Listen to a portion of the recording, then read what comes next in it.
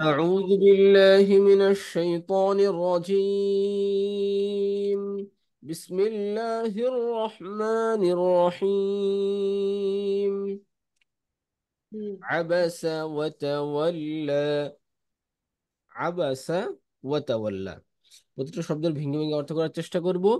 আবাসা ওয়াতাওয়াল্লা। আবাসা তিনি ভুরু কুঞ্চিত করলেন বা ভুরু ভাঁজ করলেন।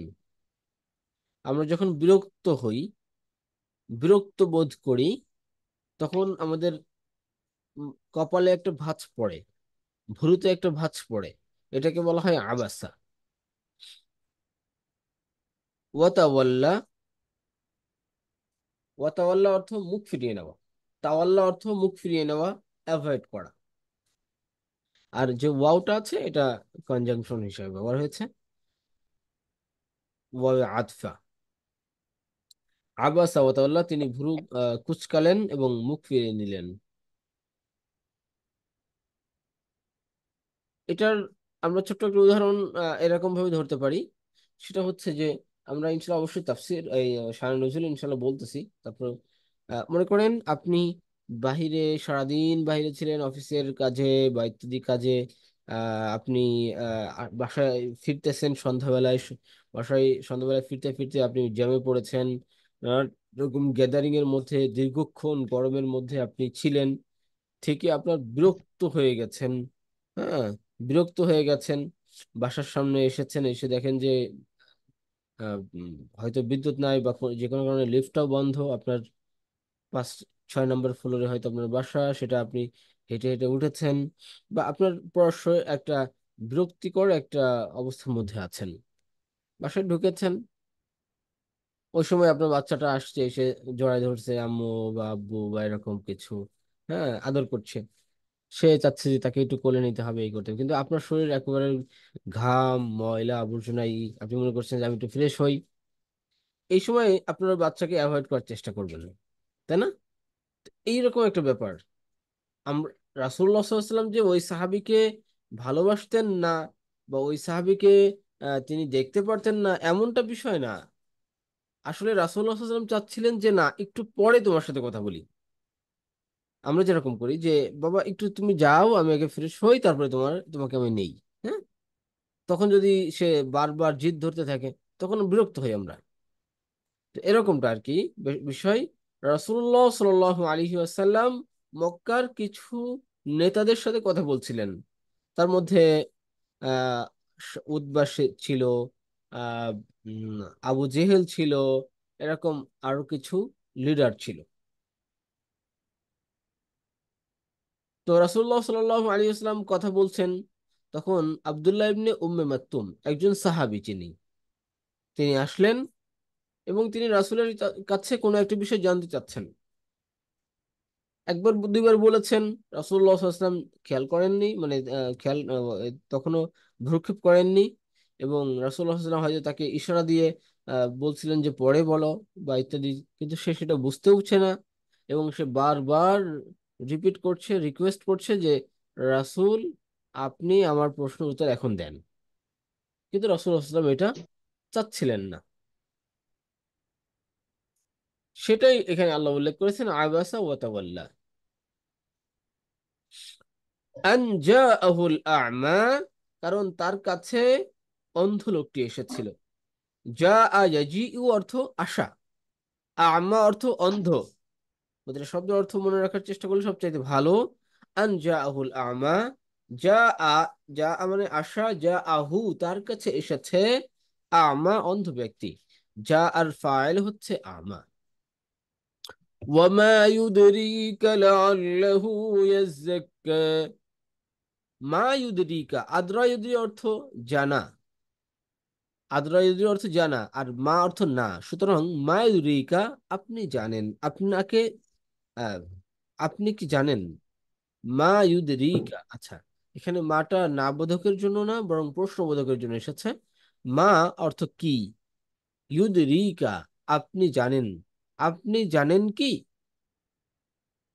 লাআল্লাহু, লাআল্লাহ অর্থ হয়তো। আল্লাহ শব্দ, এটা আশা জ্ঞাপনের জন্য ব্যবহার করা হয়, বা হয়তো এরকম, লাআল্লাহু, হয়তো সে, ইয়াজ্জাক্কা, পরিশুদ্ধ হতো। আপনি জানেন কি, হয়তো সে পরিশুদ্ধ হতো, অর্থাৎ আব্দুল্লাহ ইবনে উম্মে মাকতুমের ব্যাপারে বলা হচ্ছে যে সে যে আপনার কাছে জানতে চেয়েছিল কোনো একটা বিষয়, হয়তো এই জানার মাধ্যমে সে কোনো একটা বিষয় থেকে পরিশুদ্ধ হতো, নিজেকে পরিশুদ্ধ করত, এরকম কোনো একটা বিষয় ছিল।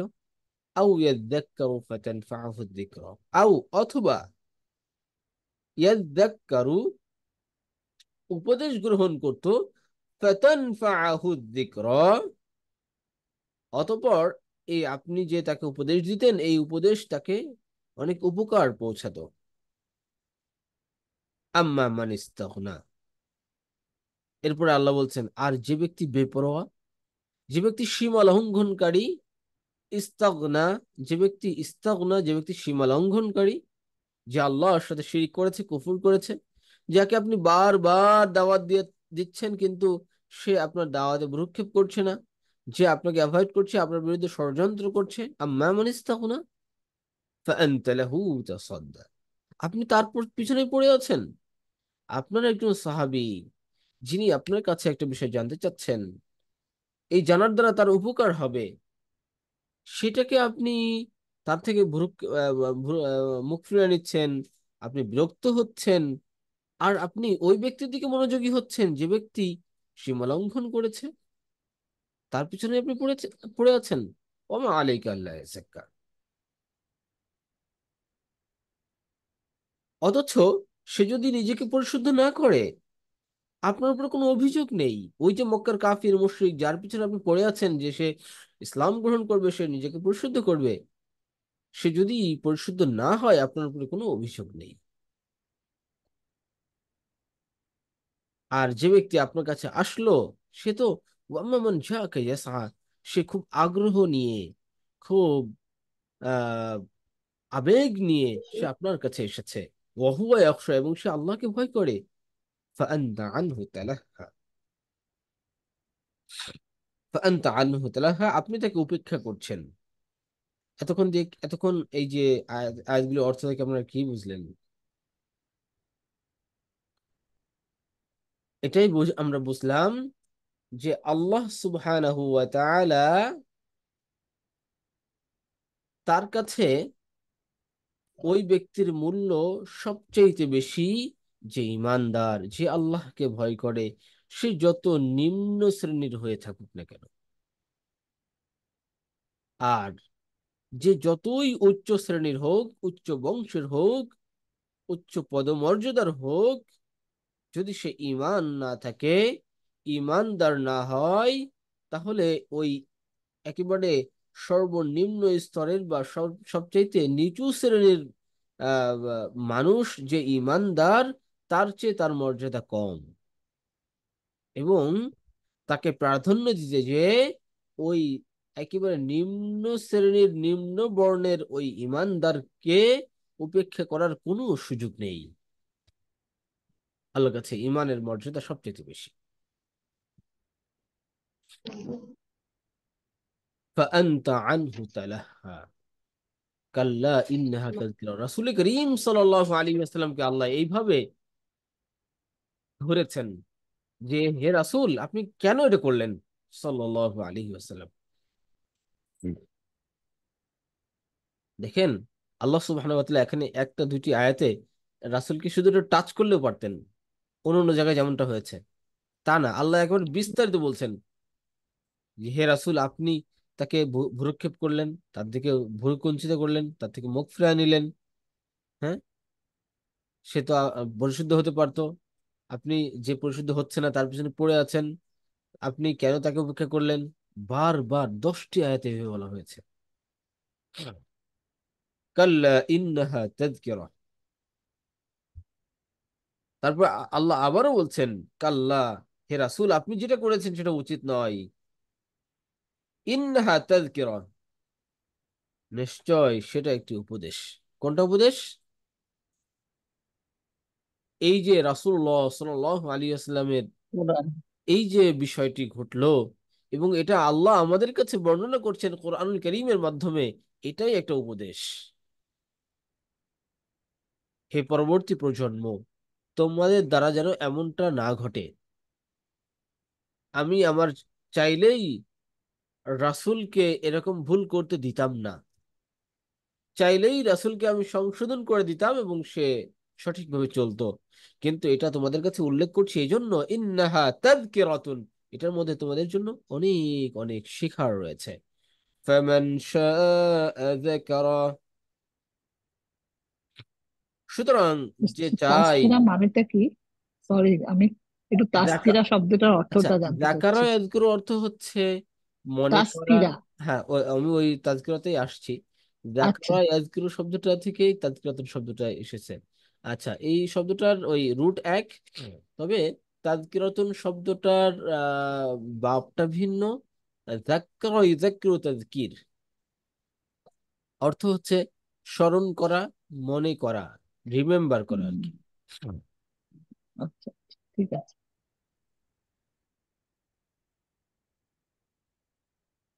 আচ্ছা, কাল্লা ইন্নাহা তাযকিরা,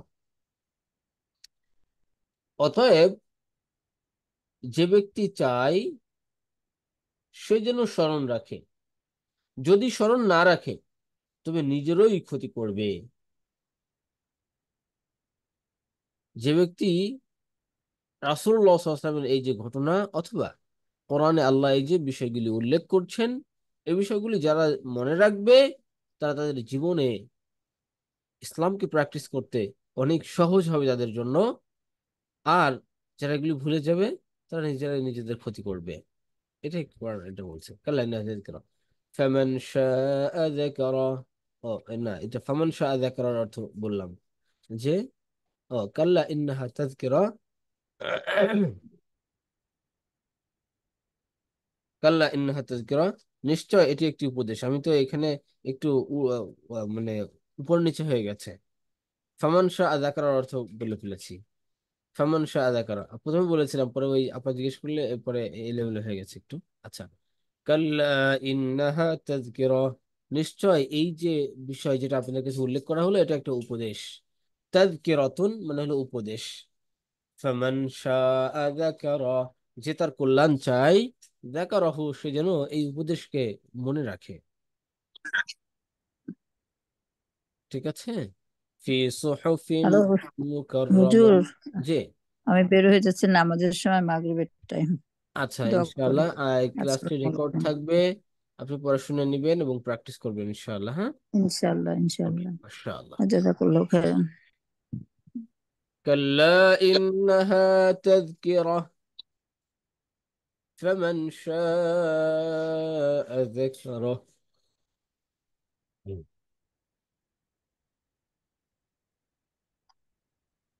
কাল্লা, এটা কখনো উচিত হয়নি। নিশ্চয়, ইন্নাহা তাযকিরাতুন, এই যে বিষয় উল্লেখ করা হলো, এটা একটি উপদেশ। ফামান শাআ যাকারা, যে তার কল্যাণ চাই সে যেন এটা মনে রাখে।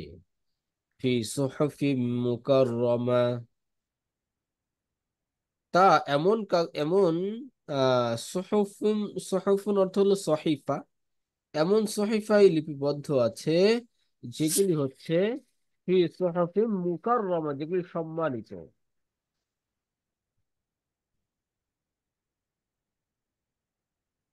ফামান শাআ যাকারা, ফামান শাআ যাকারা ফি সুহুফিম মুকাররামা মারফুআতিম মুতাহহারা, যেগুলি সমুন্নত এবং পবিত্র। অর্থাৎ এই অহংকারী নেতৃবৃন্দরা কোরআনকে মেনে নিলে কি কোরআনের মর্যাদা বৃদ্ধি পাবে? কোরআন তো এমন গ্রন্থ যার আয়াতগুলি লৌহে মাহফুজের সম্মানিত উচ্চ মর্যাদা সম্পন্ন পবিত্র কাগজে লিখিত। পৃথিবীতে ইমানদার গণ কোরআনের কথাগুলোকে অত্যন্ত সম্মান ও মর্যাদা এবং পরিচ্ছন্নতার সঙ্গে উঁচু স্থানে রাখেন। কাল্লা ইন্নাহা তাযকিরাতুন ফামান শাআ যাকারা ফি সুহুফিন মুকাররামা মারফুআতিন মুতাহহারা। ফি সুহুফিন মুকাররামা, সেগুলি সম্মানিত আহ পাতাসমূহে লেখা রয়েছে, মারফুআতিন মুতাহহারা, যেগুলি সমুন্নত এবং উচ্চ মর্যাদা সম্পন্ন। এখানে আরেকটা বিষয় ইঙ্গিত করা হয়েছে।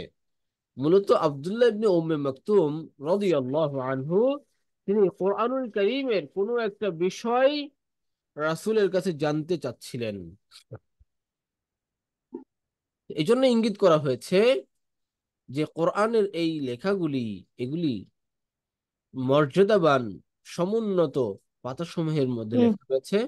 সেগুলি সমুন্নত, বাহ। সেগুলো উন্নত। হে রাসূল সাল্লাল্লাহু আলাইহি ওয়াসাল্লাম, আপনি মনে করছেন যে এই মক্কার কাফির মুশরিক তারা যদি কোরআনকে গ্রহণ করে তাহলে কি এই কোরআনের মর্যাদা বেড়ে যাবে? এমনটা নয়। কোরআন তো এমনিই সম্মানিত এবং মর্যাদাবান, বরং কোরআনকে যে গ্রহণ করবে ফায়দা ওই ব্যক্তির, ওই ব্যক্তি উচ্চ মর্যাদা সম্পন্ন এবং সে সমুন্নত হবে। সে নিজেকে কোরআনের সংস্পর্শে আনার মাধ্যমে সে সম্মানিত হবে। কোরআন তার দ্বারা সম্মানিত হবে না, বরং সে কোরআনের মাধ্যমে সম্মানিত হবে। বিআইদি সাফারা, এমন লেখকদের হাতে লেখা হয়েছে। বিআইদি সাফারাতুন, এমন লেখকদের হাতে লেখা হয়েছে। কিরামিন বারারা, যারা মহান এবং বারারাতুন অর্থ হচ্ছে পুণ্যবান। বেরুন থেকে বারুন থেকে বারারাতুন অর্থ পুণ্যবান, যারা পুত পবিত্র, যারা ভালো কাজ করে, খারাপ কাজ করে না, সালেহ, হ্যাঁ, যারা পুণ্যবান। বারারা। কুতিলাল ইনসানু মা আকফারা, 16 আয়াত পর্যন্ত আল্লাহ সুবহানাহু ওয়া তাআলা আব্দুল্লাহ ইবনে উম্মে মাকতুম রাদিয়াল্লাহু আনহু সাথে রাসূলুল্লাহ সাল্লাল্লাহু আলাইহি ওয়াসাল্লামের সাথে যে ঘটনা ঘটলো এই বিষয়ে সম্পর্কে আল্লাহ বললেন এবং আমাদেরকে বেশ কিছু উপদেশ দিলেন। 16 আয়াত থেকে 17 আয়াত থেকে আল্লাহ সুবহানাহু ওয়া তাআলা আমাদের আরো কিছু আচরণ নিয়ে আল্লাহ বলছেন।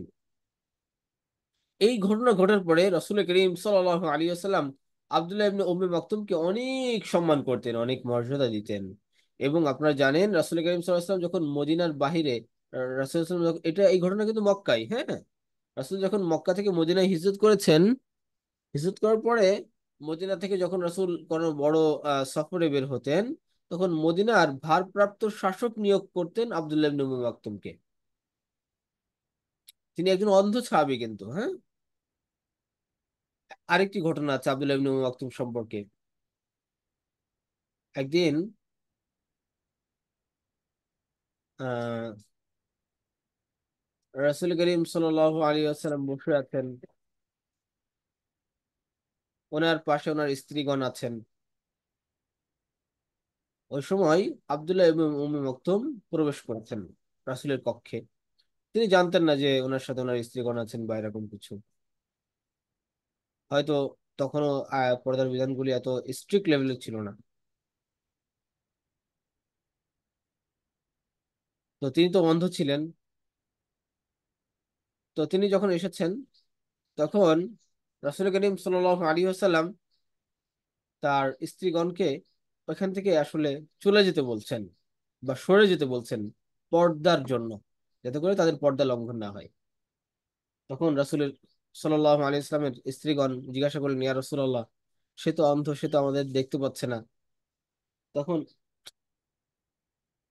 তখন রাসূল করিম সাল্লাল্লাহু আলাইহি ইসলাম বললেন যে সে অন্ধ, সে তো তোমাদেরকে দেখতে পাচ্ছে না, কিন্তু তোমরা তো অন্ধ নয়, তোমরা তো অন্ধ নও এবং তোমরা তো দেখতে পাচ্ছ, তোমাদের জন্য তো পর্দা রয়েছে।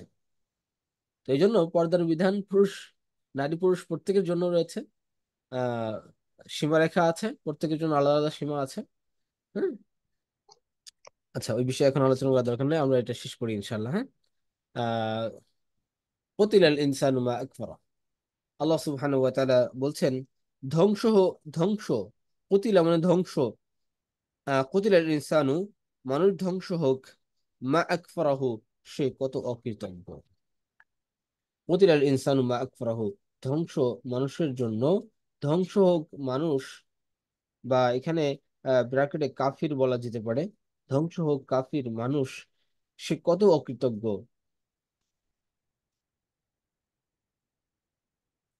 কোরআন তাদের কাছে নাজির হয়েছে, কোরআনের মতো এরকম মহামূল্যবান বাণী তারা শুনেছে, কিন্তু কোরআনকে তারা কদর করেনি, মর্যাদা দেয়নি, বরং বান্দাদের উপরে আল্লাহ সুবহানাহু ওয়া তাআলার কি কি হক রয়েছে তাও বুঝেনি। একজন বান্দার উপরে আল্লাহর পক্ষ থেকে কি কি হক রয়েছে, কি কি অধিকার রয়েছে, সেটাকেও তারা বুঝেনি। মিন আইয়ি শাইইন খলাকা,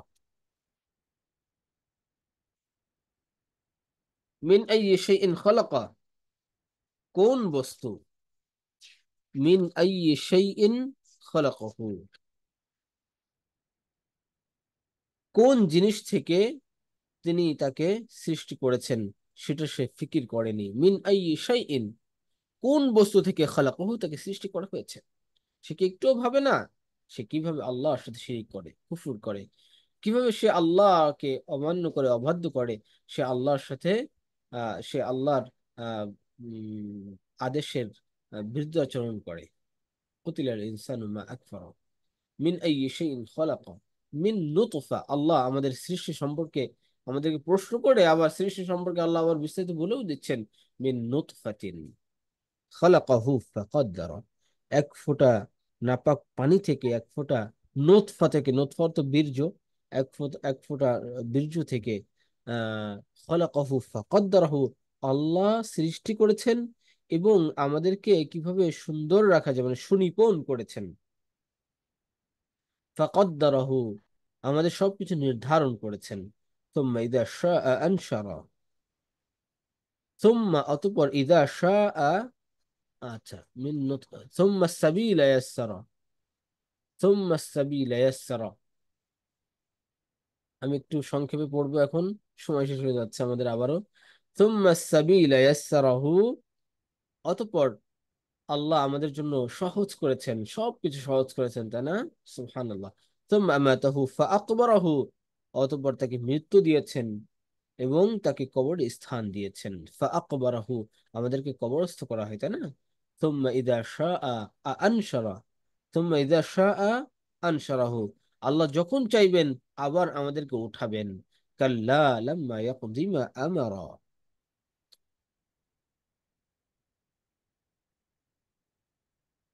কাল্লা লাম্মা ইয়াকদি মা আমারা, এখানে আল্লাহ সুবহানাহু ওয়া তাআলা যেটা বলছেন সেটা হচ্ছে,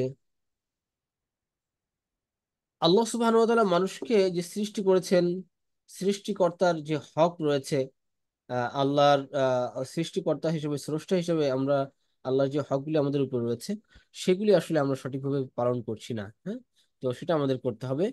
আহ কাল্লা লাম্মা ইয়াকদি মা আমারা, কখনোই না, বরং লাম্মা ইয়াকদি মা আমারা, যে স্রষ্টার হকগুলি যেন সে সঠিকভাবে আদায় করে। কাল্লা লাম্মা ইয়াকদি মা আমারা, কখনোই না, তিনি তাকে যেটা আদেশ করেছেন সে এখনো তা পালন করেনি। ফালইয়ানজুরুল ইনসানু ইলা তাআমি, মানুষের উচিত, ফালইয়ানজুর, মানুষ যেন খেয়াল করে, লক্ষ্য করে, ইনসান ইলা তাআমিহি, তার খাবারের দিকে একটু লক্ষ্য করে, সে কি কি খাচ্ছে, আল্লাহ তাকে কি কি খাবার দিচ্ছে। সুবহানাল্লাহ। আন্না সাবাবনাল মা'a সাব্বা, আল্লাহ বলছেন আমি প্রবল ভাবে পানি ঢেলেছি। আন্না সাবাবনাল মা'a সাব্বা, আমরা যদি একটু খেয়াল করি যে আল্লাহ সুবহানাহু ওয়া তাআলা আমাদের জন্য, পৃথিবীতে আমরা এসেছি, তারপরে আমাদের জন্য স্বাস্থ্যের জন্য যে যে খাবার দরকার, যেভাবে দরকার সেভাবে আল্লাহ আমাদের জন্য প্রস্তুত করে গেছেন। একটা শিশু, শিশু বাচ্চা যে সবে ভূমিষ্ঠ হয়েছে, সে ভূমিষ্ঠ হওয়ার সাথে সাথে আপেল, বেদানা, সে পোলাও, মাংস খেতে পারবে না, এটা তার জন্য আহ উম, সে এটা উপযোগী হয়নি, সে পারবে না। এই জন্য আল্লাহ সুবহানাহু ওয়া তাআলা তার উপযোগী করে আল্লাহ সুবহানাহু ওয়া তাআলা তার জন্য খাবার প্রস্তুত করে দিয়েছেন।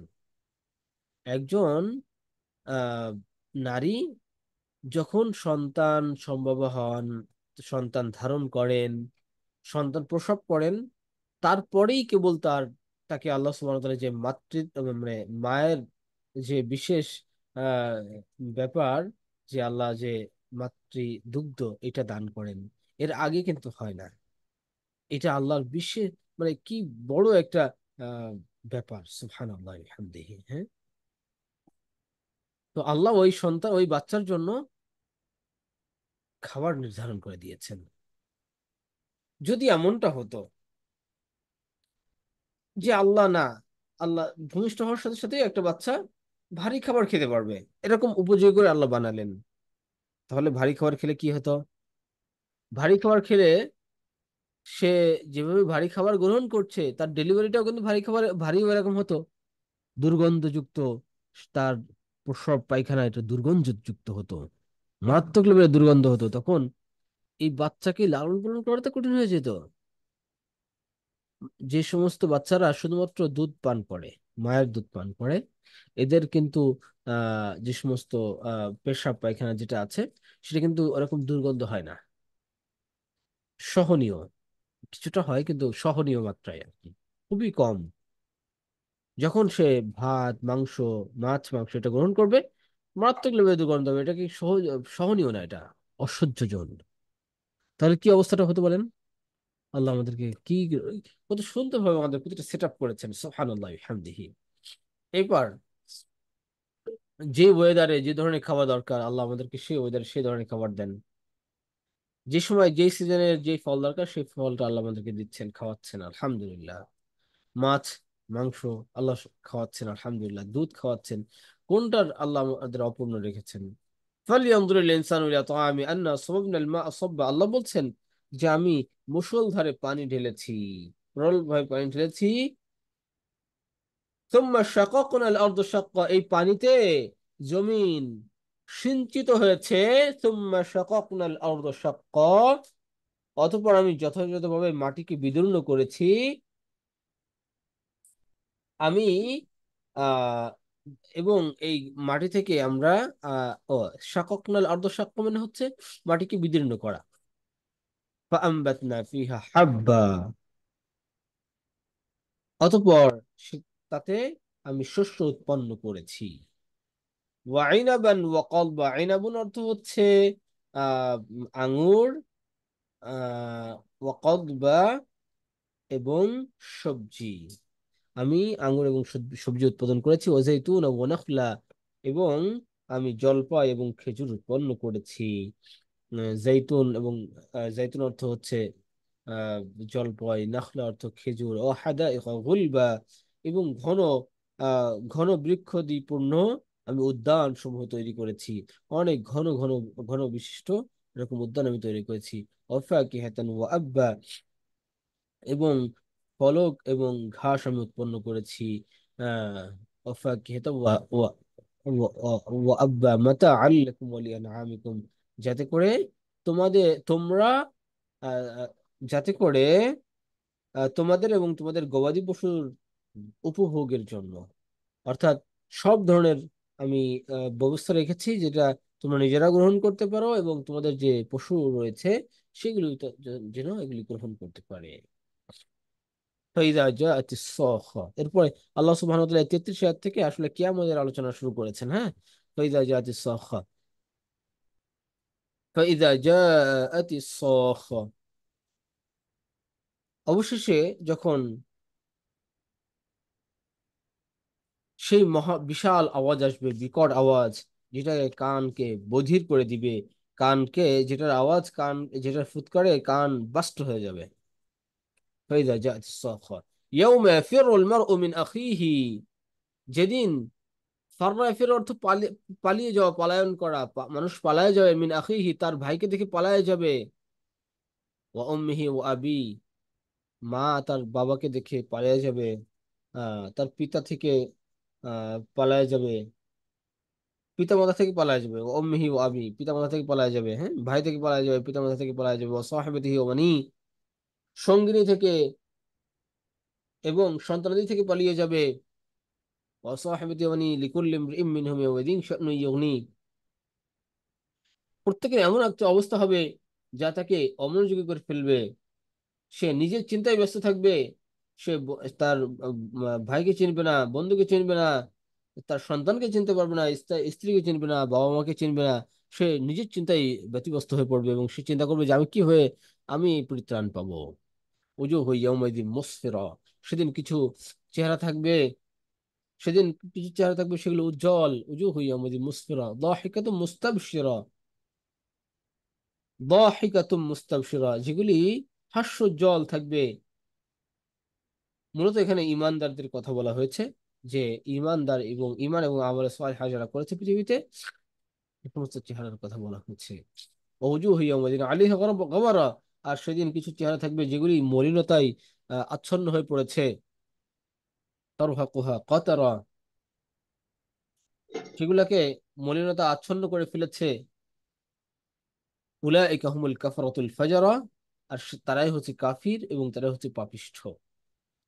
আমরা আল্লাহর কাছে দোয়া করবো যে আল্লাহ যেন আমাদের প্রথম শ্রেণীর, অর্থাৎ হাস্যোজ্জ্বল চেহারা বিশিষ্ট, যারা কিয়ামতের ময়দানে থাকবে, হাস্যোজ্জ্বল থাকবে, ওই সমস্ত ব্যক্তিদের অন্তর্ভুক্ত আল্লাহ আমাদের করে নেন ইনশাআল্লাহ। কিয়ামতের ময়দানে প্রতিটা ব্যক্তি, প্রথম পর্যায়ে প্রতিটা ব্যক্তি একে অন্য থেকে পালাবে, ভয় পাবে, নিজের চিন্তায় ব্যস্ত থাকবে। কিন্তু যখন হিসাব নিকাশ শুরু হবে এবং যারা ভালো মানুষ তারা আমল প্রাপ্ত হবে, সওয়াব প্রাপ্ত হবে, তারা জান্নাত প্রাপ্ত হবে, আল্লাহর পক্ষ থেকে মর্যাদা প্রাপ্ত হবে, তখন তারা তাদের ভাই বোন, তাদের প্রতিবেশী, আত্মীয় স্বজন, ছেলে মেয়ে, তাদেরকে তারা খুঁজবে এবং তাদেরকে জান্নাতে কিভাবে নেওয়া যায় সে ফিকির করবে ইনশাআল্লাহ। আল্লাহ আমাদের সকলকে তৌফিক দেন। অনেক কথা হলো, আল্লাহ আমাদেরকে আমল করার তৌফিক দেন।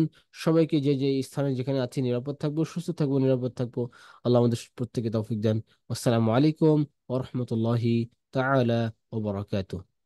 আর কোনো প্রশ্ন থাকলে ওয়ালাইকুম মেসেজ করবেন। আমি আসসালাম। যেহেতু ক্লাসের সময় শেষ, মিটিংটা কেটে যাবে ইনশাআল্লাহ। তো আপনারা মেসেজ করতে পারেন আমাকে ইনশাআল্লাহ, যে কোনো প্রশ্ন বা ইসলামিক বিষয় নিয়ে ইনশাআল্লাহ। আসসালামু আলাইকুম। আসসালামু আলাইকুম।